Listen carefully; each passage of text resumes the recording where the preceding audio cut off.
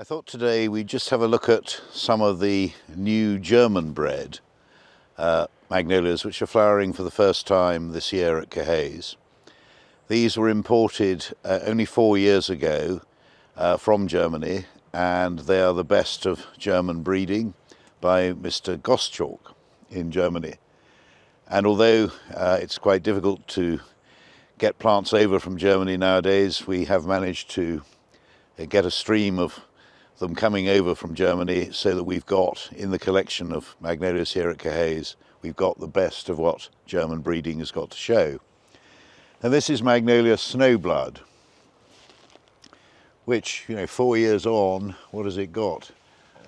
Maybe 80 to 100 flowers, and certainly it's very early for a magnolia with these sort of characteristics to be in flower. It's got the name Snowblood is certainly not a bad name at all for it. Is it dramatically different from other magnolias we've seen, which are perhaps cylindrical crosses? Perhaps not, but it's still a very worthy addition to the collection here, and one which I hope will give pleasure to lots of visitors. And it contrasts rather nicely with the cherry Prunus akami, which is flowering away like bilio, and we're still in February. A little further down here we've got another German variety called Vulcan's Forge. Maybe it's a little bit like some of the jury creations in New Zealand, but what a splendid colour, and of course it's opening rather earlier than Felix Jury, although its sort of slight cabbage-like properties are perhaps reminiscent of Felix Jury. But anyway, for a first-time flowerer, plenty of buds, and certainly something interesting and well worthy of a name. Then we come to Magnolia Flaming Heart, another German one, also planted in 2022, and you see the rather attractive white rim on the edge of the flowers. Some of the flowers have been blown around a bit in the gales, and probably the heavy rain we've had in the last few days hasn't helped much. Some of the flowers are a bit stunted, but again, something interesting and new for everyone to enjoy. And then we come to another German creation, which is in fact Magnolia Venus crossed with Magnolia Black Tulip and crossed again with Pickard's Ruby.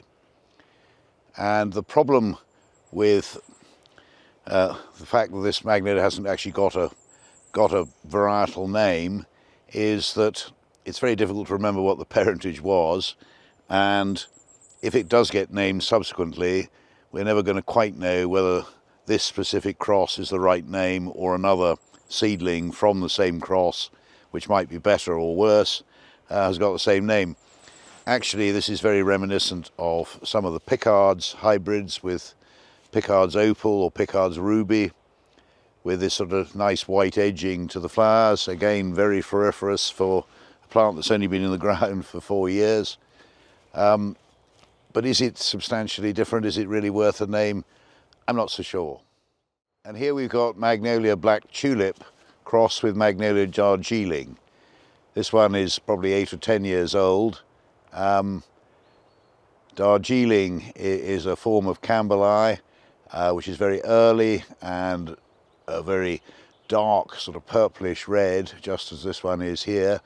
Black Tulip is of course a bit of a slightly different shaped flower, and certainly not quite out yet, which is a little bit darker.